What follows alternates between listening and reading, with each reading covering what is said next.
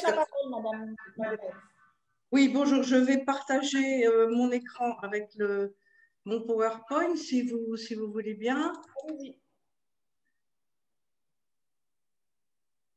Voilà, donc à la demande de Brain Team, un rapide retour, enfin rapide, on va essayer, sur ce projet d'EDAL dont vous avez entendu parler il y a un an, en fait, au cours de la journée des associations de la filière. Alors, à l'époque, c'est Hélène Mazur qui présidait l'association Aramis, je lui ai succédé. Elle avait présenté donc l'idée d'un projet collaboratif pour la création d'un outil numérique qui faciliterait l'accès aux aides sociales. Une idée proposée par deux membres de l'association Aramis, Jacques Véron et moi-même. Toutes les associations de la filière avaient reçu le compte rendu de cette journée, la note de présentation et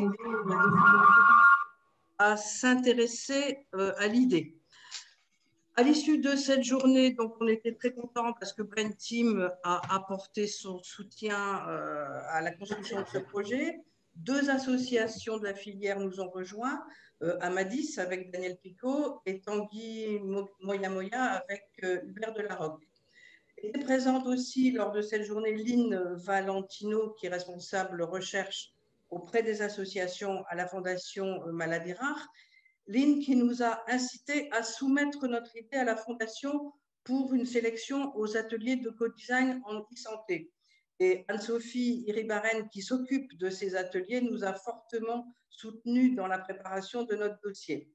On a eu la bonne surprise en juillet 2020 d'apprendre que Dédale était retenu pour cet atelier de co-design par le jury de la Fondation, qui a souligné la pertinence et l'ambition du projet, l'humilité et la légitimité de ses porteurs et la plus-value à terme d'un outil qui ciblerait tous les âges, toute nature et origine de handicap et qui dépasserait à terme, s'il se réalisait, le cadre des maladies rares. Alors, un atelier de co-design, qu'est-ce que c'est? C'est plusieurs heures passées avec des experts sélectionnés par la Fondation pour avancer, passer de l'idée au projet, et ça dans un échange très convivial, très bienveillant. Alors pour nous, il est ressorti de cette journée qui s'est déroulée le 13 octobre une explicitation des problématiques, des contacts et des propositions d'aide et la création d'un outil de présentation dont je vais vous montrer quelques illustrations. Voilà, c'est un outil en forme de bande dessinée qui doit nous permettre de présenter dans nos différents contacts ce que c'est que Dédale. Alors, ça me donne l'occasion de vous rappeler, pour ceux qui auraient oublié, de quoi il s'agissait. On était dans le contexte, évidemment, au départ des maladies rares, 8000 maladies rares, près de 3 millions de personnes concernées, souvent des patients concernés par plusieurs handicaps liés à leur pathologie et bien souvent des difficultés pour se faire entendre, pour se faire comprendre dans la recherche d'aide médico-sociale notamment. Alors, on a dans cet outil de présentation sous forme de bande dessinée, on a pris l'exemple, celui qu'on connaît le mieux, hein, c'est-à-dire l'exemple de la pathologie qui est suivie par Aramis, c'est-à-dire l'atrophie multisystématisée. En deux mots, c'est une maladie neurodégénérative dont on dit qu'elle est une méchante cousine du Parkinson. Et donc, on a pris l'exemple d'une personne qu'on a baptisée Odile, tout simplement parce que c'était le prénom d'une des personnes qui nous avait sollicité pour qu'on l'aide à être aidée. Et on a ce parcours dans l'évolution de sa pathologie et dans sa recherche d'aide, depuis le diagnostic jusqu'à la recherche d'appui en termes d'aide humaine, aide matérielle, sachant que l'outil Dédale qu'on imagine devrait lui permettre dès le départ de se connecter à un site internet qui, de question en question, de besoins exprimés en besoins exprimés, l'amènerait vers une réponse en termes de dossier, mais aussi une réponse en termes d'interlocuteur. Voilà, je ne m'étends pas plus longtemps sur cette bande dessinée qui n'est qu'un exemple de tout ce qu'on pourrait attendre de ce type d'outil. c'est l'exemple du vécu d'Aramis, mais je pense que c'est aussi l'exemple d'une expérience qui est partagée par nombre d'entre nous, parce que on sait bien les uns et les autres qu'accéder aux aides médico-sociales, et puis là on rejoint les propos précédents d'Isabelle et du professeur Verny, c'est souvent s'aventurer dans un dédale. De nombreux sites donnent des conseils, mais ils renvoient à peu près tous à une immense bibliothèque de textes réglementaires, de directives, d'arrêtés, de décrets, de formulaires, etc. Même pour les plus conviviaux d'entre eux, c'est toujours à ça qu'on arrive. On a même découvert dans nos explorations de l'existant une novlangue. Pour ceux qui ne parlent pas le médico-social, ça s'appelle le facile à lire et à comprendre.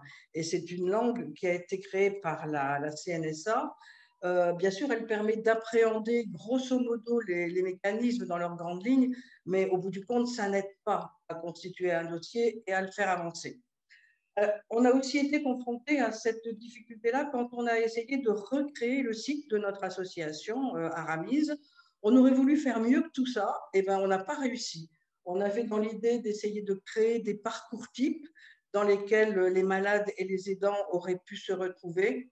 On a fait le constat que ce n'était pas possible. Les parcours types, ça n'existe pas. Il n'y a que des situations individuelles. Et des situations individuelles encore plus difficiles à faire prendre en compte s'agissant de maladies rares. Comme pour vous, sans doute, dans vos associations, Aramis est sollicité par des malades ou leurs aidants qui ne parviennent pas à faire prendre en compte la spécificité de leurs besoins. On a même des assistantes sociales de secteur qui sont pleines de bonne volonté, très empathiques, qui viennent vers nous pour que nous les aidions à aider ces personnes. Eh bien, il faut le dire, bien sûr, le point de blocage, c'est toujours dans les NDPH, ces maisons des personnes handicapées qui gèrent l'essentiel des aides. Pour aider nos adhérents, et je pense que c'est aussi l'expérience des autres associations, on se heurte à des difficultés propres aux maladies rares. Elles sont mal connues des professionnels du médico-social, qui ne se représentent pas la nature des troubles, leur gravité et l'évolution des dépendances. Et dans l'AMS notamment, les évolutions peuvent être très très rapides puisque elles s'étalent quelquefois sur 4 ans où on voit les gens vraiment souffrir de plus en plus des troubles liés à la maladie. En plus, dans les maladies rares, ces difficultés touchent des personnes qui sont disséminées sur le territoire national. Elles ne peuvent donc pas se faire accompagner par l'antenne territoriale de grandes associations. Vous voyez à quel type d'association je fais référence. Et bien sûr, l'accompagnement à distance que nous, petites associations avec des moyens humains réduits, pouvons tenter est d'autant plus inefficace que, on le sait bien, chaque MDPH est une entité qui fonctionne selon ses modalités propres. Alors, on sait bien, le numérique ne va jamais remplacer l'humain, mais sans le numérique, nous-mêmes, on ne serait pas là aujourd'hui et on pense qu'il faut aujourd'hui aller beaucoup plus loin. On sait, le numérique, c'est un outil extrêmement précieux dans le domaine des maladies rares. On est nombreux actuellement à tenir nos réunions, nos AG en visio. Sans le numérique, nos associations elles-mêmes n'existeraient pas. Comment est-ce qu'on aurait pu se trouver, se reconnaître, se rejoindre, échanger sans Internet? Et on pense vraiment que le numérique et ses usages apportent dans les maladies rares ce qu'ils peuvent offrir de meilleur. Mais on pense aussi qu'aujourd'hui, il faut aller plus loin et compter notamment avec les ressources de l'intelligence artificielle. Ce qu'on imagine, c'est un outil qui accepterait qu'une personne le questionne avec ses mots à elle. Un outil qui comprenne la demande aussi simplement que Google, par exemple, qui trouve toujours une réponse, la réponse. Et ça, malgré les maladresses de la formulation. On a tous fait cette expérience de poser une question un petit peu dans n'importe quel terme à Google et d'avoir une réponse. Ça, c'est quelque chose de vraiment extraordinaire. Et ça, même si la personne ne sait pas de quel dispositif elle relève, etc. On imagine aussi un système qui soit capable de recueillir les besoins exprimés par le malade, mais aussi par son aidant, de recueillir tout ce qui relève de ses données personnelles. Et cet outil, tel qu'on l'imagine, il aurait digéré l'ensemble des cas de figure, des données nationales, départementales, etc. Et il serait capable de croiser tous ces ensembles pour faire émerger, écran après écran, une réponse à la demande, un formulaire associé à une aide au remplissage, et puis éventuellement, et même nécessairement, une proposition de rendez-vous par téléphone ou par visio, comme on le voit par exemple dans des systèmes comme Doctolib, par exemple, rendez-vous avec une personne qui pourra accompagner jusqu'au bout de sa demande le patient et ou son aidant. Donc voilà, où on est dans nos rêves les plus fous.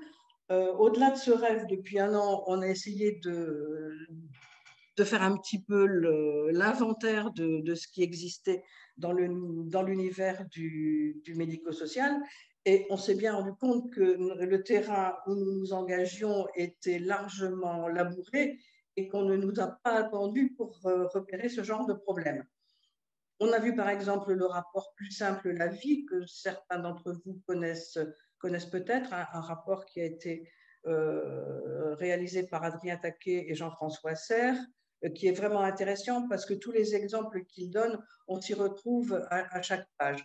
On a trouvé aussi différents travaux ou questions de parlementaires sur les inégalités d'accès aux aides. On a aussi l'étude de la CNSA sur les conditions d'attribution de l'APA, de la PCH. Bref, il y a énormément de travaux. Et puis, on a trouvé aussi quelque chose de très intéressant, c'est dans notre 3e plan national maladies rares, l'axe 8 de ce plan, qui est intitulé « Faciliter l'inclusion des personnes atteintes de maladies rares et de leurs aidants ». Cet axe qui prévoit notamment de faciliter l'accès aux dispositifs, droits et prestations dédiés aux personnes handicapées et à leurs aidants. Donc là, on est vraiment dans le cœur du sujet. Cet axe 8 évoque notamment, à titre d'illustration, des actions à engager ou des initiatives à poursuivre, un projet numérique intitulé Impact. Impact, ça veut dire innover et moderniser les processus MDPH pour l'accès à la compensation sur les territoires. Bravo à celui qui a fabriqué cet acronyme. Mais malgré nos recherches sur Internet, on n'a pas retrouvé trace de cet impact qui a été initié apparemment en février 2014. Et on a trouvé ça bien dommage parce que c'est un projet qu'on aurait pu adopter, relancer, puisque là, je vous ai cité les objectifs tels qu'ils sont affichés sur Internet: simplifier et personnaliser le parcours des usagers, accélérer les délais de traitement des demandes par la MDPH, améliorer la qualité des décisions en matière de compensation du handicap. Alors, au mois de septembre et octobre, là, au début de l'automne, nous avons interrogé la DGOS, donc, qui gère au sein du ministère le plan maladies rares. Nous avons essayé de savoir si un appel à projet était prévu, par exemple, pour concrétiser les préconisations de l'axe 8 du plan, auquel cas nous aurions pu nous inscrire dans un tel appel à projet. On a demandé aussi où était passé ce fameux projet Impact. Pour le moment, on n'a pas de réponse. Alors, on a trouvé aussi d'autres points qui avancent dans le champ des MDPH et de la CNSA notamment. À la mi-octobre, vous avez peut-être vu des informations concernant la feuille de route 2022 qui a été présentée conjointement par la secrétaire d'État chargée des personnes handicapées et par le président de l'Assemblée des départements de France.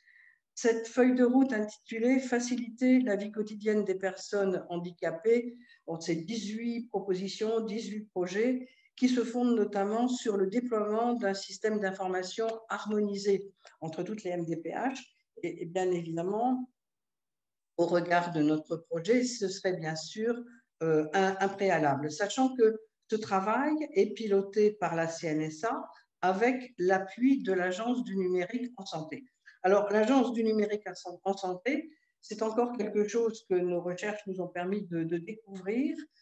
Il y a un an qu'elle a été créée, elle avait un autre nom avant, mais bref, on ne va pas s'attarder là-dessus. Cette agence du numérique en santé, c'est un GIP qui associe l'État, la CNSA et l'assurance maladie pour développer et structurer tout le numérique dans les secteurs de la santé, du médico-social, et cela avec des moyens financiers conséquents. sur des bases solides et sur des bases françaises, parce qu'il y a derrière à peu près toutes leurs actions ce souci de voir tout ce secteur du numérique en santé ou dans le médico-social, ou bien s'exploser, s'éparpiller en une foultitude de projets, de réalisations, de ventes de services qui ne sont pas harmonisés, ou bien, à contrario, de voir tout ça repris par les GAFA, par les Américains, par des sociétés comme Google, par exemple. Alors, le responsable de cette agence, c'est Dominique Pont, que certains d'entre vous connaissent peut-être. Il s'exprime beaucoup en ce moment dans des webinaires. C'est quelqu'un qui a beaucoup d'énergie, d'enthousiasme, qui est à l'écoute des besoins. Et c'est vrai que nous, on se dit que s'il y a un avenir pour notre idée, c'est du côté de cette agence numérique en santé qu'on va peut-être le trouver. Parce que, bien évidemment, je viens de vous raconter tout ça, c'est quelque chose d'assez énorme, mais on en est tout à fait conscient hein, de nos limites hein, par rapport à l'immensité de l'idée, l'immensité aussi et la complexité des écosystèmes institutionnels qui sont concernés par cette idée. Les questions qu'on se pose depuis le début, hein, c'est de quels moyens humains et matériels 3 associations maladies rares disposent-elles pour se lancer dans la conception d'un outil aussi ambitieux? Quelle capacité avons-nous à lever les verrous administratifs et politiques, pour accéder notamment aux modalités d'attribution des aides, dont on a vu qu'elles étaient loin d'être harmonisées d'un département à l'autre? Quelle capacité aussi avons-nous de conduire l'élaboration et les tests, même seulement d'un pilote, et d'assurer dans la durée la maintenance d'un tel outil? Alors, voilà où on en est aujourd'hui. Ce projet, il ne pourra prendre forme notamment que s'il est porté par un solide maître d'ouvrage institutionnel, c'est-à-dire qu'on cherche des parents adoptifs pour notre bébé. On ne l'abandonne pas sous X, mais on a vraiment besoin de le confier.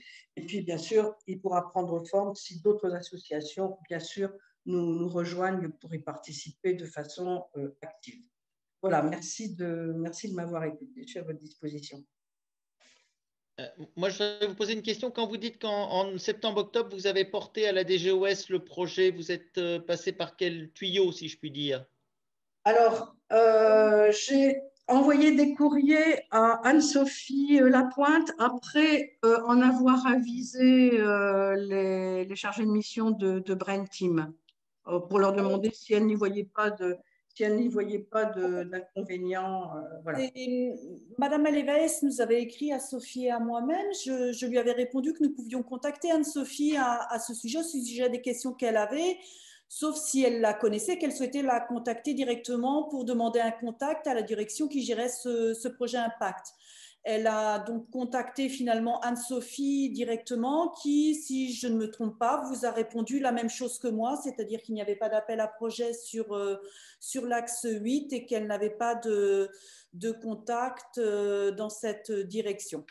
Ah non, je n'ai pas eu de réponse. Bon, bref, on en reparlera par ailleurs. Je vous la retransmettrai parce que je crois que je l'ai vue.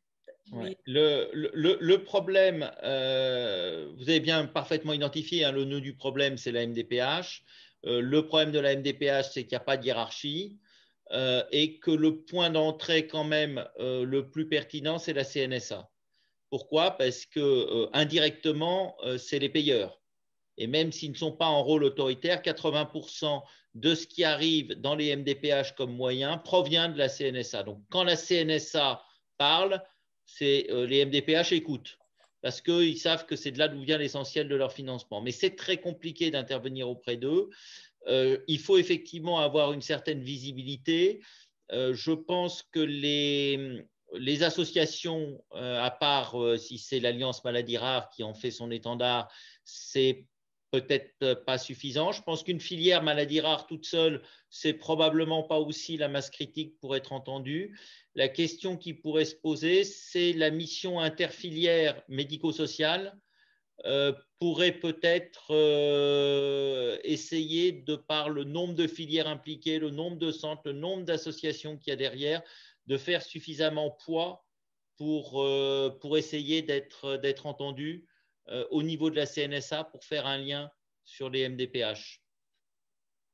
Si, oui, c'est effectivement une piste à suivre. Oui. Merci beaucoup. C'est Isabelle Momy hein, qui coordonne l'action interfilière médico-sociale. Donc, je pense qu'Isabelle, vous pourriez peut-être faire aborder ce sujet lors d'une prochaine réunion du groupe interfilière médico-social. Oui, ben, je sais pas, vous m'entendez là? Oui, je verrai avec toi, Catherine. Oui, oui, il n'y a pas de souci. D'accord. Merci beaucoup en tous les cas pour cette présentation du projet et on retravaillera dessus ensemble pour voir comment on peut effectivement l'accompagner. Merci bien.